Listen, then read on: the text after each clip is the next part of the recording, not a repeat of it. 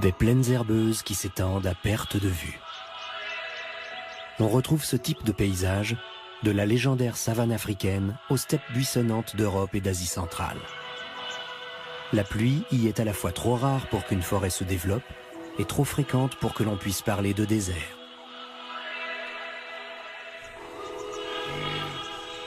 Depuis d'innombrables années, les animaux vivent ici en harmonie avec la nature. Ces immenses plaines leur offrent une liberté de mouvement infinie. Mais aujourd'hui, leurs techniques de survie sont mises à rude épreuve. Le climat change. Comment les animaux y réagissent-ils? Trouvent-ils les moyens de s'adapter?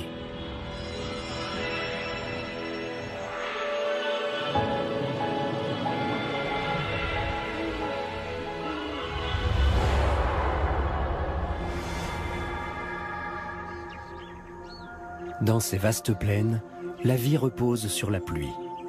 C'est elle seule qui fait pousser l'herbe fraîche et régit le cycle de la nature. Mais ces dernières décennies, la température augmente et les habitants de la savane en pâtissent. Le réchauffement de la planète est engagé. Les calottes polaires et les glaciers fondent. Le niveau de la mer monte. Les sécheresses sont de plus en plus fréquentes.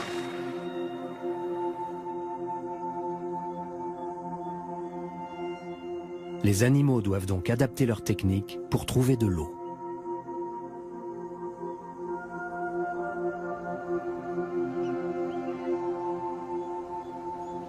Nous irons dans les steppes d'Espagne, à la rencontre du félin le plus rare du monde. Et au Kenya, pour suivre les éléphants dans leur quête de nourriture et observer les lions pour mieux comprendre l'influence de la pluie sur leur comportement alimentaire.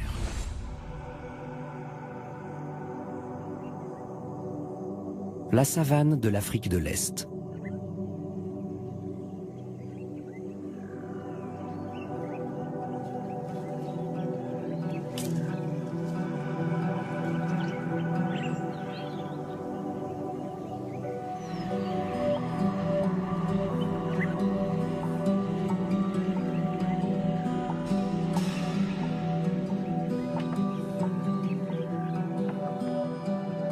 Ici, une loi fondamentale dicte l'équilibre naturel. Chasser ou être chassé. Et celui qui règne en maître sur le royaume des animaux, c'est le lion. Les lions chassent le plus souvent de nuit. Au petit matin, ils cherchent un endroit où dormir.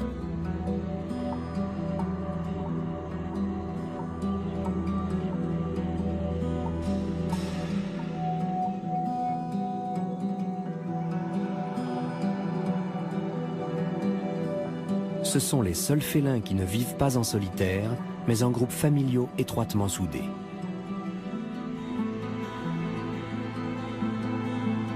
Dixon Kaelo travaille au sein de l'Institut international de recherche sur le bétail, une organisation qui encourage l'élevage pour lutter contre la pauvreté.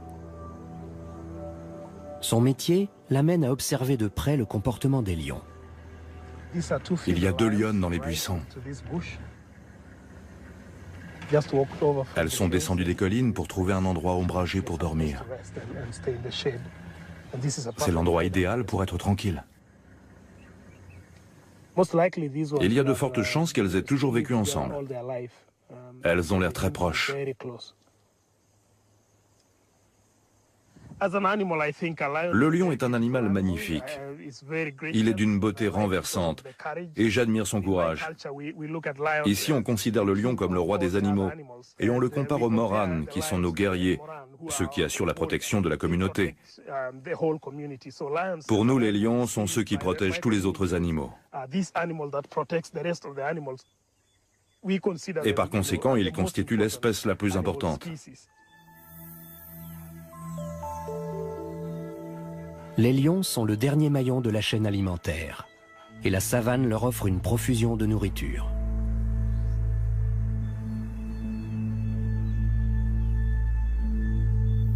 La vie dépend ici entièrement de la pluie. Puisqu'elle fait pousser l'herbe, elle permet donc aux animaux de manger. Si le régime des précipitations change, tout l'ordre de la savane est remis en question.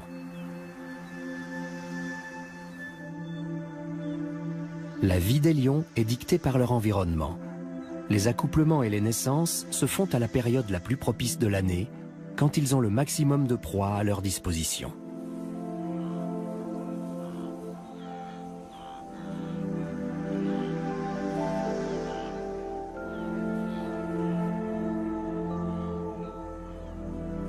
Tous les ans, des centaines de milliers de gnous accomplissent leur légendaire migration à travers les steppes de l'Afrique de l'Est. Ils vont là où il y a le plus d'herbe, en faisant un aller-retour entre les plaines du Serengeti et le parc du Masai Mara. C'est le plus grand mouvement migratoire du monde. Et les lions qui vivent sur ce parcours savent que l'attente sera payante. Même s'ils ne réussissent leur attaque qu'une fois sur 5 en moyenne. Bien que ce soit les femelles qui se chargent de la chasse, les mâles sont les premiers à se servir quand elles rapportent leur butin.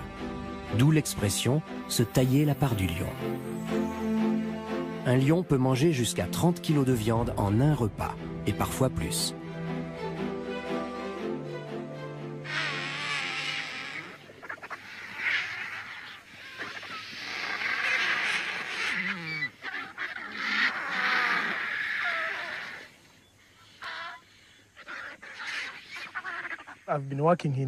Il y a maintenant une dizaine d'années que je travaille ici.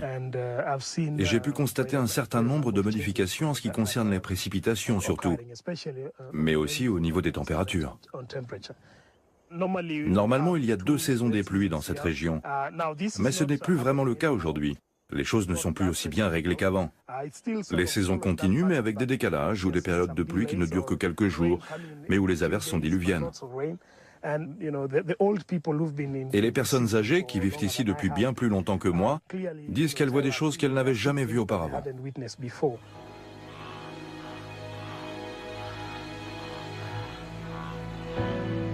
Cette année, les gnous sont arrivés au Kenya plus tard que d'habitude. Et par conséquent, leur départ est décalé d'autant. En temps normal, ils devraient déjà être repartis. Mais puisque l'herbe est verte, ils en profitent pour rester plus longtemps. Pour les lions, le problème est que les décalages se produisent au moment où ils ont le plus besoin de nourriture.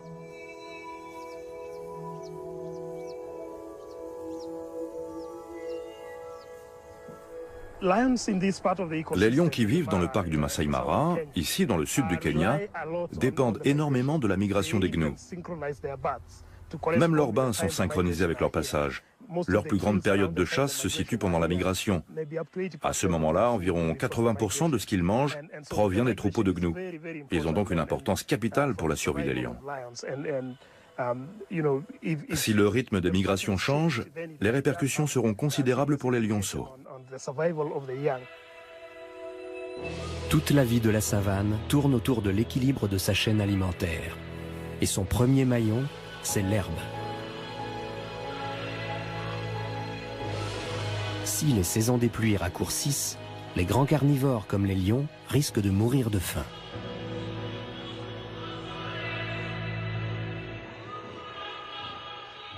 Et les lions ne sont pas les seuls à être confrontés à un tel danger.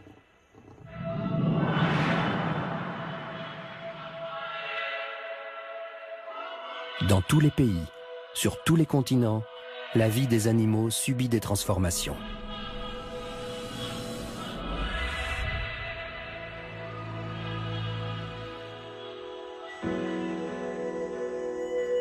Dans le sud de l'Espagne, les buissons des steppes sablonneuses dissimulent l'espèce de félin la plus menacée au monde. Le lynx pardel, appelé aussi lynx d'Espagne.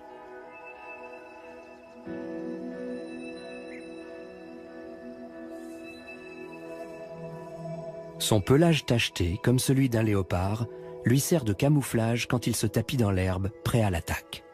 Il y a une centaine d'années, les lynx pardels étaient encore très nombreux en Espagne et au Portugal.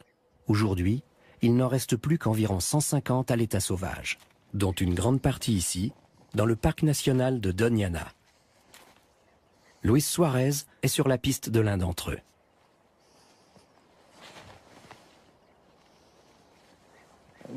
Ces traces sont celles d'un lynx pardel. On les reconnaît tout de suite car elles sont totalement différentes de celles des autres animaux de la région. On voit 4 doigts. Les empreintes sont simples et moins larges que celles d'autres animaux. Et il n'y a aucune trace de griffe, contrairement aux empreintes de blaireaux par exemple. Vu la taille de cette empreinte, qui est assez petite, il y a de fortes chances qu'il s'agisse d'un jeune. C'est un signal capital pour nous, car c'est la preuve que les lynx se reproduisent, ce qui est une très bonne nouvelle. Bien que le parc soit un endroit très sécurisé pour les lynx, il n'en compte plus que 20 à 25. Nous sommes ici à l'extrémité du parc, dans la partie qui s'appelle le Coto del Rey, et qui est le meilleur endroit pour les lynx. C'est la zone où ils viennent le plus se reproduire, le territoire qui leur est le plus favorable. Le reste des terres, qui est essentiellement constitué de marais, n'est pas leur habitat de prédilection. Ils trouvent ici la végétation qui leur convient et une grande quantité de lapins qui sont essentiels pour la survie de l'espèce. Le lynx pardel se nourrit exclusivement de viande, de lapins de préférence. Pour manger à sa faim, il doit en trouver un par jour. Or, pour qu'il y ait des lapins, il faut de l'herbe. Et ici, s'il y en a, c'est parce qu'il y a de l'eau.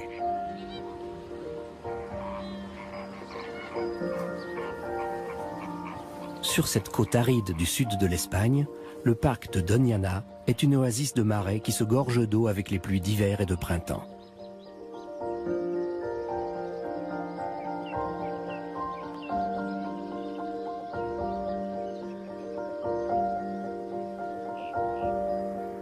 Tout cela constitue de parfaits garde-manger pour les lapins et le terrain de chasse idéal pour les lynx. Mais récemment, les lapins ont été décimés par des maladies et les lynx sont menacés de disparition.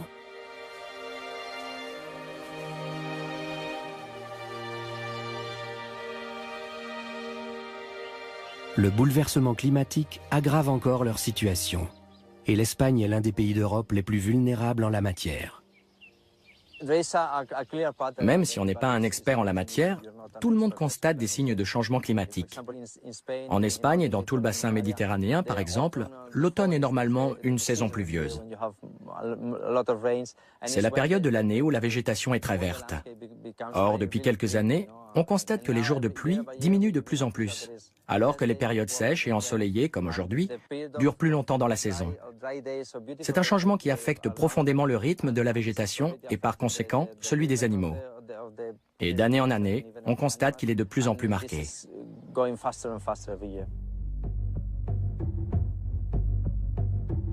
L'agriculture et le tourisme prélèvent déjà une grande quantité d'eau aux dépens du parc. Les animaux doivent faire avec le peu qui reste.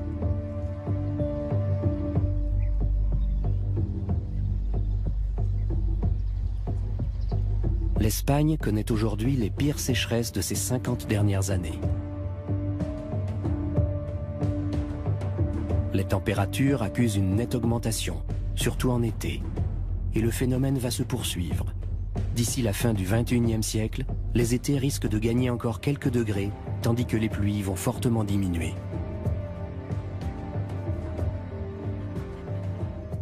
Si ces prévisions se confirment, la raréfaction de l'eau va entraîner la disparition de l'herbe et donc des lapins. Et sans lapins, les lynx vont aussi disparaître.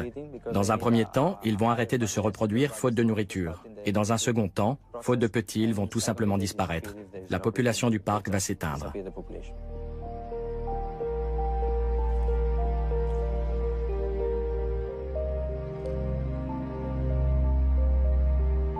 La planète entière se réchauffe. Les régions herbeuses vont changer radicalement.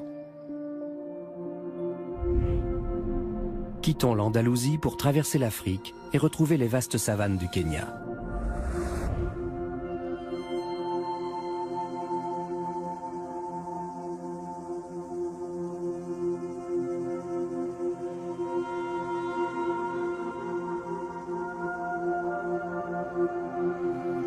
Dans cette région, il pleut juste assez pour que tous les animaux mangent à leur faim. Les éléphants d'Afrique se déplacent généralement en famille.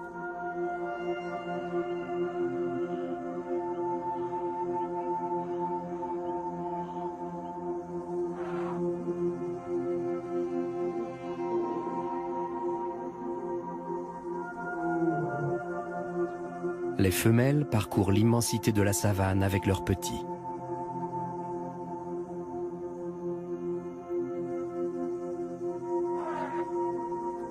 Les pachydermes passent ainsi la majeure partie de leur vie à chercher de l'eau et de la nourriture.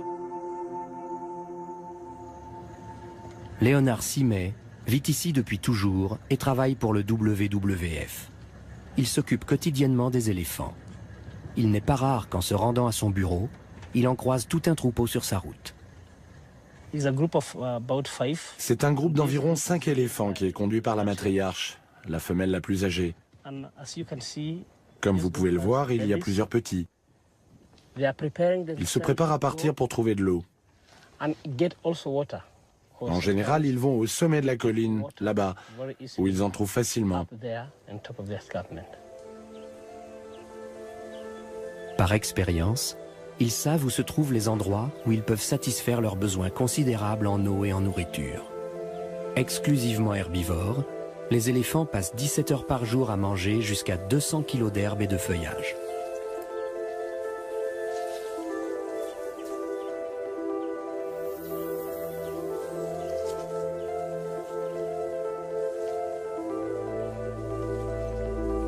Et il leur faut chaque jour 70 à 150 litres d'eau.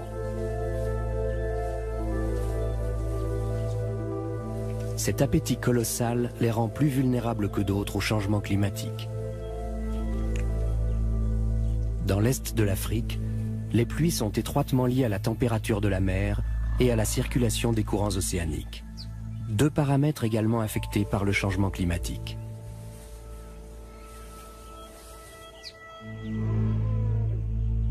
Les éléphants ont un atout pour se défendre, leur mémoire proverbiale.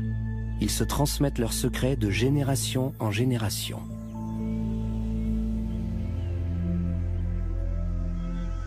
Quand un éléphant survit à une sécheresse, il a toutes les chances d'en traverser une deuxième sans encombre.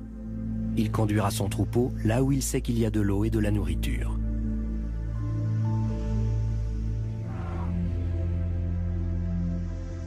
Les éléphants ne sont pas les seuls à affectionner cette partie du Kenya qui s'appelle le Transmara. Car même pendant les périodes sèches, on y trouve davantage d'eau qu'ailleurs.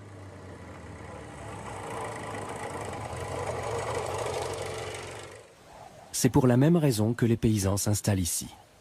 Mais le problème est que les cultures se trouvent au beau milieu des passages qu'empruntent les pachydermes. Ayant alors le choix entre des plantes savoureuses et bien juteuses et de l'herbe sèche comme de la paille, les éléphants n'hésitent pas.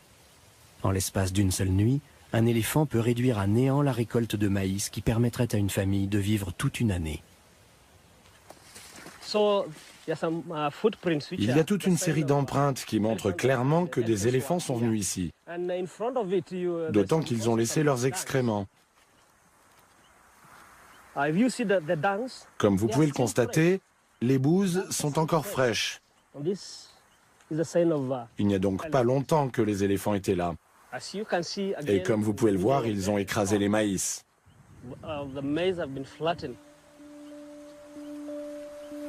Mais la propriétaire de ce champ a eu de la chance. Son maïs est encore trop jeune pour porter les épis dont raffolent les éléphants. Ces petits agriculteurs ne peuvent pas se permettre de perdre une récolte. Et au Kenya, malheureusement, les éléphants sont encore tués en grand nombre. Les pachydermes sont aussi bien chassés par des braconniers qu'abattus par les paysans parce qu'ils dévastent leur culture, ou encore traqués pour leur ivoire.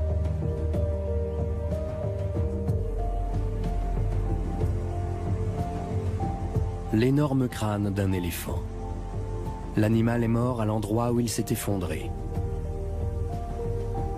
tué par une flèche empoisonnée.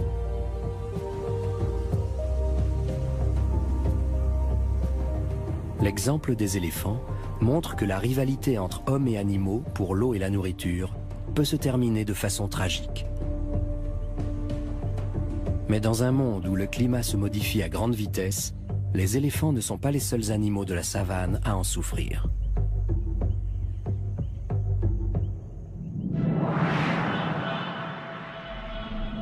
Une grande partie de la faune doit faire face à de nouvelles conditions de vie.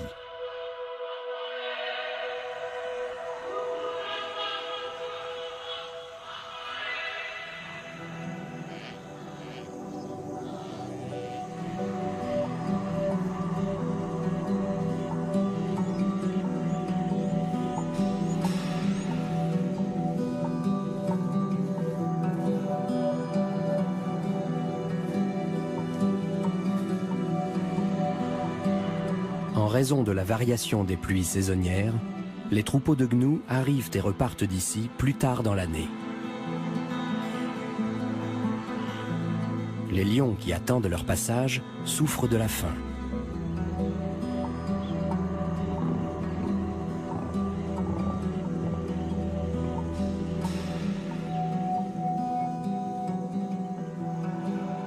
Autrefois, ces grands félins peuplaient aussi bien l'Europe que l'Asie et l'Afrique. En Asie, il n'en reste aujourd'hui qu'un petit nombre. Et en Afrique, ils ne survivraient pas sans l'existence de réserves et de parcs nationaux comme celui-ci.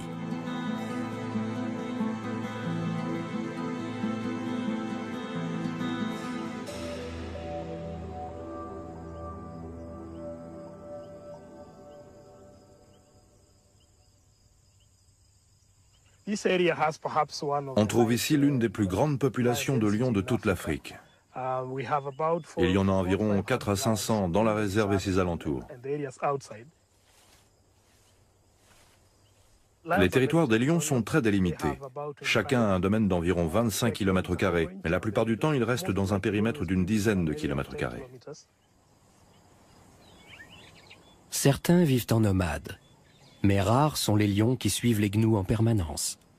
Ces derniers effectuent en effet près de 1500 km au cours de leur migration. Les lions préfèrent rester à proximité de leur territoire et de leur famille. Mais il leur faut néanmoins trouver de quoi manger. Et si leur environnement naturel ne leur apporte pas ce dont ils ont besoin, ils cherchent ailleurs. Faute de gnous, ils se rabattent sur les troupeaux des Maasai. La région est parsemée de cases rondes qui forment ce que l'on appelle ici des bomas, à la fois maisons d'habitation et fermes. Dans la plupart des cas, quand un lion attaque un troupeau, les Maasai le tuent en guise de représailles. Les lions sont donc les victimes d'un cercle vicieux. Sans pluie, les gnous ne viennent pas. La faim pousse alors les lions à attaquer le bétail et ils deviennent finalement les ennemis de l'homme.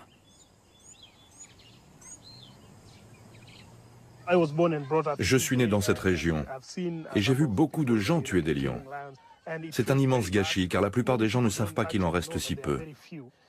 Si ce groupe se déplace vers l'est, par exemple, les gens là-bas vont dire qu'ils ont vu des lions. Mais après, si le même groupe descend vers le sud, les gens auront l'impression qu'il y a beaucoup de lions dans le coin, alors qu'en fait, ils sont peu nombreux. Et à chaque fois qu'il y en a un tué, c'est vraiment une perte énorme. Quand j'ai commencé à travailler ici, il y a 10 ans, il y avait beaucoup de lions. Aujourd'hui, on peut compter sur les doigts de la main les quelques groupes qui y vivent. Ils sont si peu nombreux.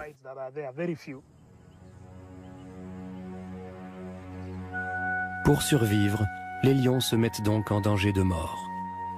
À l'heure actuelle, les Maasai tuent chaque année 2 à 3 lions. Mais Dixon redoute que ce nombre augmente.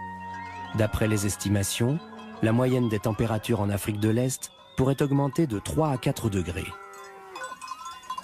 Les prévisions sur les pluies sont plus difficiles. Certains avancent contre toute attente qu'elles pourraient nettement augmenter avec des conséquences imprévisibles. Dixon se rend dans un village où un même lion a attaqué 3 bovins en l'espace de 15 jours.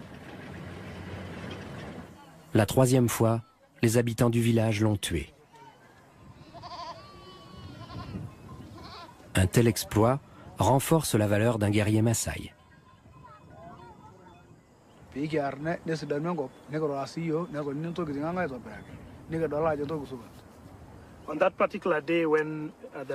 Ce jour-là, le lion est entré dans leur boma au cours de la nuit et ils l'ont tué. La famille et tous les voisins étaient très soulagés que le lion ait été tué. Ils ne dormaient plus la nuit, car ils surveillaient le bétail, et ils en avaient assez de perdre des bêtes. Il est conscient que dans les alentours, d'autres familles ont de sérieux problèmes. Et il s'estime chanceux de n'avoir perdu que 3 vaches au cours de ces 2 dernières années. Les lions ont besoin de nourriture, et les Maasai de leurs chèvres et de leurs bovins. Un conflit que nous avons également connu sous nos latitudes, avec pour conséquence la disparition totale des ours, des lynx et des loups. Dixon travaille avec les Maasai pour sauver les lions qu'il aime tant. Il parle avec les anciens pour les convaincre de mettre des cloches au cou des bovins.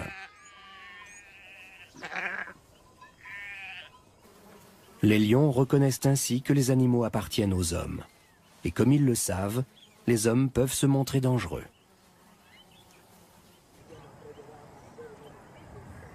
La solution la plus simple reste toutefois d'empêcher les lions d'approcher le bétail en installant de solides clôtures.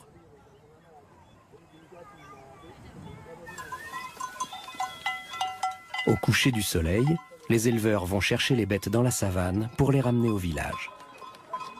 Dans le boma, derrière leur barrière de branches épineuses, elles sont en sécurité.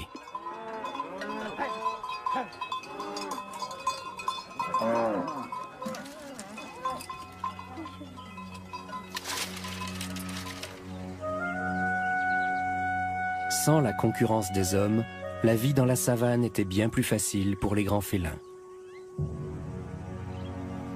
Et voici que maintenant s'ajoute le changement climatique et toutes ses répercussions.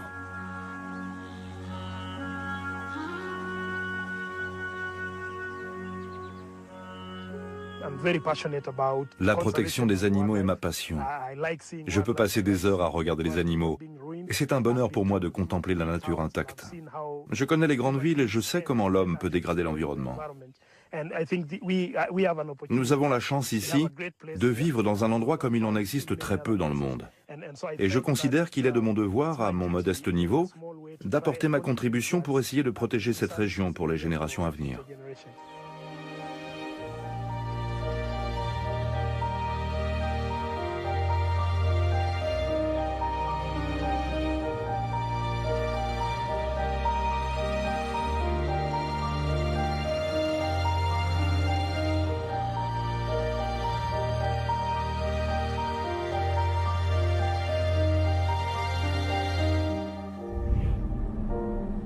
À près de 6000 km au nord-ouest du parc du Masai Mara, dans la chaleur de la pointe sud de l'Espagne, le lynx pardel, l'un des plus petits des grands félins, est également confronté à des perturbations climatiques.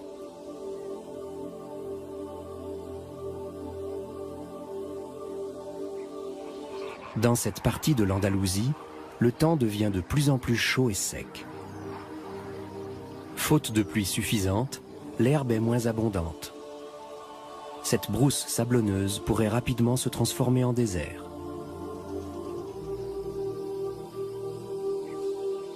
Le lynx est déjà au bord de l'extinction.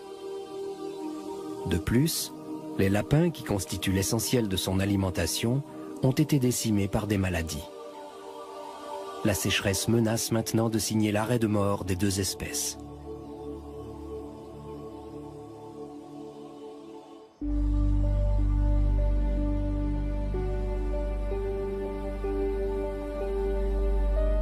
Il y a quelques années, un centre d'élevage a été organisé en bordure du parc. Les lynx y sont placés sous surveillance 24 heures sur 24. Astrid Vargas est la responsable de ce projet. Son objectif est de conduire des bébés lynx à l'âge adulte pour les réintroduire dans la nature.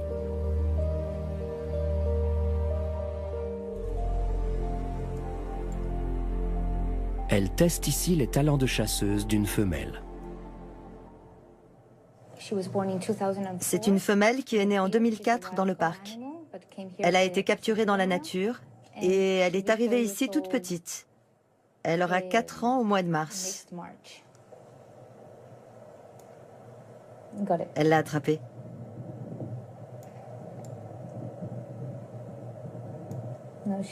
Là, elle est en train de lui briser les vertèbres, même si le lapin est déjà mort.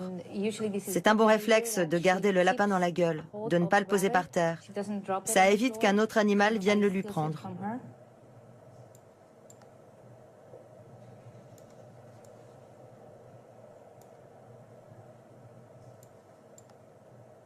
Ce n'est pourtant pas pour apprendre à chasser que les lynx sont ici. Les 20 félins sont là pour faire des petits. Le centre est une sorte de pouponnière. Jusqu'à présent, on n'avait jamais réussi à faire se reproduire cette espèce de lynx en captivité. Les premiers petits sont nés en 2005. De nombreux autres ont suivi. Et cette année, Astrid va remettre ses premiers pensionnaires en liberté. Mais il leur faut un territoire. Nous menons également diverses recherches sur la physiologie de leur reproduction ou les maladies qui les affectent, ce qui est pratiquement impossible à observer dans la nature. En les étudiant en captivité, nous pouvons mieux les protéger dans la nature. Notre travail est donc une action d'urgence pour produire des lynx et les réintroduire dans leur milieu naturel. Mais pour qu'ils fonctionnent, il faut protéger leur habitat. Et c'est beaucoup plus difficile que de les élever en captivité. Ça paraît simple, mais ça ne l'est pas du tout.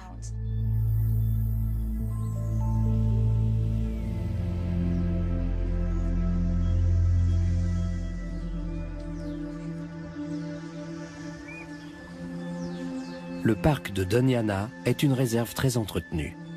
L'endroit idéal pour les lynx. L'écosystème a été restauré et la population de lapins reconstituée. Mais ces mesures ne protègent pas les félins des effets du changement climatique. Il est très difficile de prévoir ce qui va se passer. Il y a de fortes probabilités pour que le niveau de la mer augmente. Mais le parc de Doñana est déjà très riche en eau. Les dunes fonctionnent comme des éponges qui retiennent l'eau. Et il y a aussi de grandes zones de marais. Comment cet environnement va réagir? Je ne sais pas. Mais les répercussions seront certainement considérables pour les lynx. Avec l'augmentation des températures, l'évaporation de l'eau va s'intensifier et entraîner une diminution des réserves d'eau douce dans les marais et la brousse. Les lapins trouveront donc moins à manger et par conséquent, les lynx aussi. Par nécessité, ils se rabattront peut-être sur les colonies d'oiseaux qui peuplent les marais. Mais que se passera-t-il si les marais s'assèchent?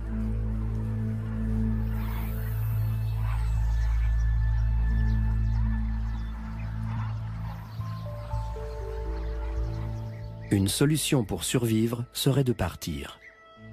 Si la chaleur devient insupportable dans le parc de Doñana, les lynx pourraient simplement remonter plus au nord, là où il y a de la pluie, de l'herbe et des lapins.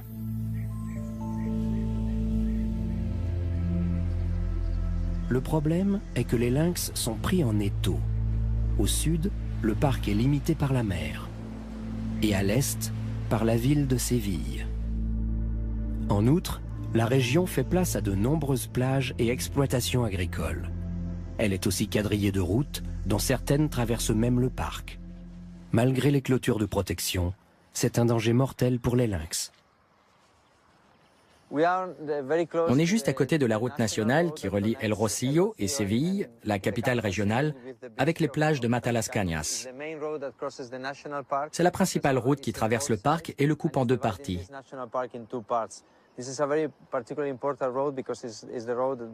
Beaucoup de lynx se font écraser sur cette route.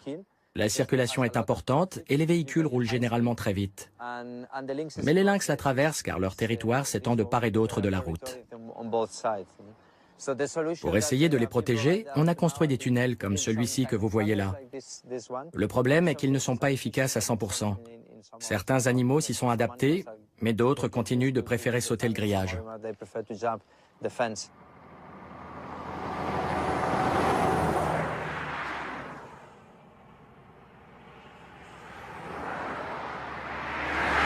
Et en dehors du parc, les routes sont encore plus importantes et la circulation plus rapide.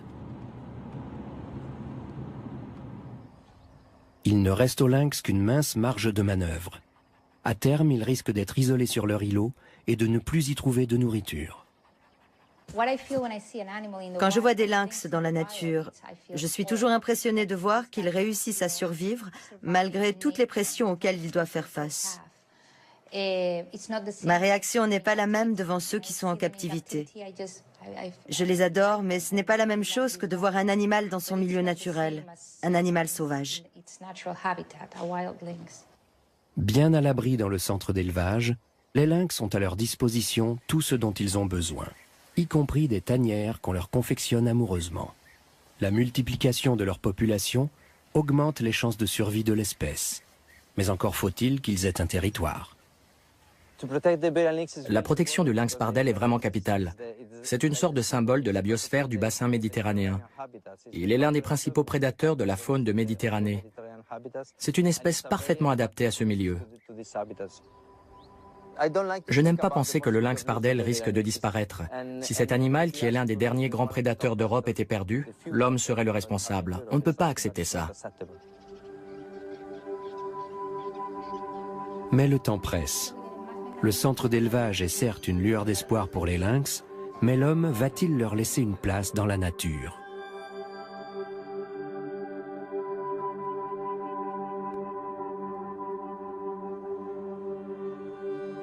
Comme le lion d'Afrique, le lynx est un carnivore dont le destin est lié à celui de ses proies. Les sécheresses répétées sont synonymes de disparition de la végétation, des animaux qui s'en nourrissent et de la vie en général. Des milliers d'années durant, les animaux des 4 coins du monde ont vécu en accord avec la nature. Aujourd'hui, c'est devenu difficile pour certains d'entre eux. En raison de leur faible développement industriel, la plupart des pays africains émettent peu de gaz à effet de serre. Mais ils sont cependant sévèrement touchés par les conséquences du réchauffement climatique.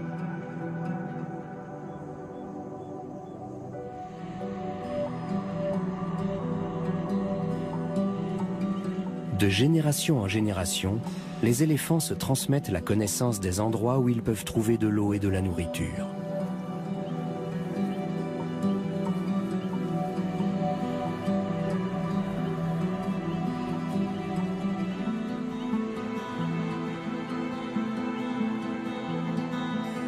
Mais la faim les pousse aussi vers les ressources immédiates qu'offrent les cultures.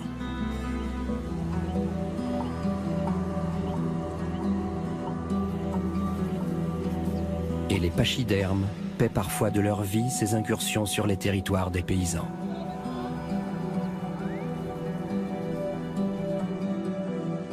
Les éléphants ont toujours effectué de grands déplacements à travers la savane. Ils peuvent parcourir une dizaine de kilomètres par jour.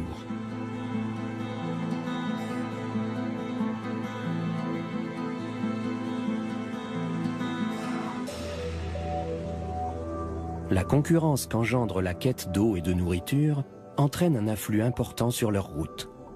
De plus, les éléphants ne s'en prennent pas seulement aux cultures. Léonard Simay fait tout son possible pour les protéger. Mais quand ils attaquent directement les hommes, sa mission devient très difficile.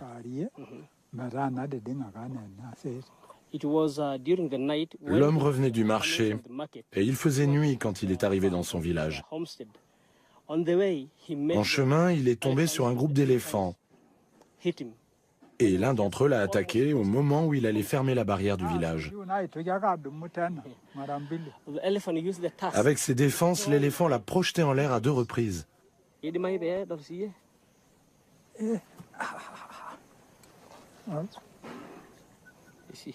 Voilà la marque de la défense.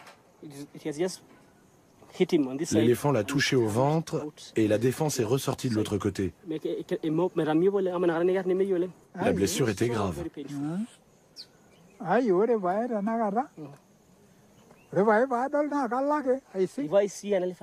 Maintenant, quand il voit un éléphant, il le signale aux autres pour qu'ils s'éloignent de son chemin.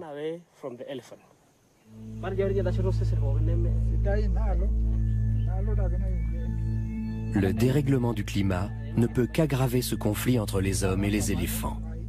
Moins d'eau, c'est aussi moins de nourriture et moins d'espace à partager. L'immense savane paraît brusquement trop petite. Mais Léonard et son équipe ont un plan. S'ils parviennent à empêcher les éléphants de piller les cultures, ce sera déjà une grande victoire.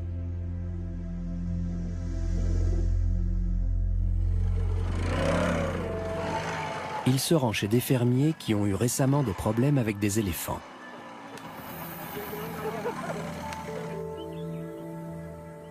Faute d'avoir une très bonne vue, les pachydermes ont un sens du toucher très développé et un excellent odorat. Ils sont capables de sentir le maïs à 10 km à la ronde. Après plusieurs tests, Léonard et les fermiers ont trouvé une astuce qui exploite le flair des éléphants à leurs dépens.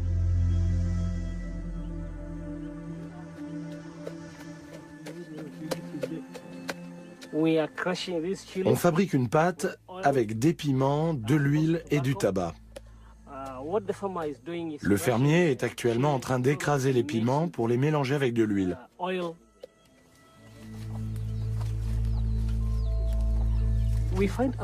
On a découvert que les éléphants n'aiment ni les piments ni le tabac. Et par conséquent, on en répand tout autour des cultures pour les repousser. Les clôtures ordinaires ne sont d'aucune utilité devant les éléphants. Ils les écrasent d'un simple coup de patte. En revanche, les cordes trempées dans ce mélange de piment et de tabac coûtent 3 fois rien et sont très efficaces. Dès qu'ils sentent l'odeur, les éléphants ont les yeux qui se mettent à pleurer et la trompe qui coule. Résultat, ils font un grand détour. Grâce à cette simple corde, les éléphants resteront à l'écart de la ferme. Léonard a également imaginé un système d'alerte. Salut David, tout va bien? Oui. Parfait. De là-haut, on a une vue sur tous les alentours. On peut repérer un éléphant de loin. Dès que la vigie voit un troupeau d'éléphants affamés s'approcher, elle donne l'alerte.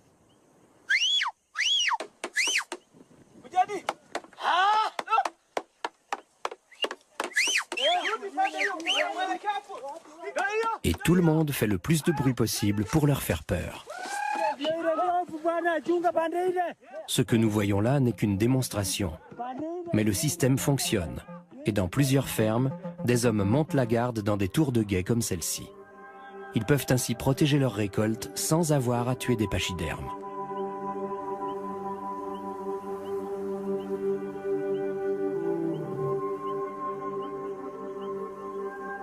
Ce n'est pas la première fois que la planète connaît un changement climatique. La différence est que cette fois, l'homme en est le principal responsable. D'innombrables années durant, les animaux se sont adaptés à tous les changements. Le changement climatique du XXIe siècle ne doit pas signer leur arrêt de mort.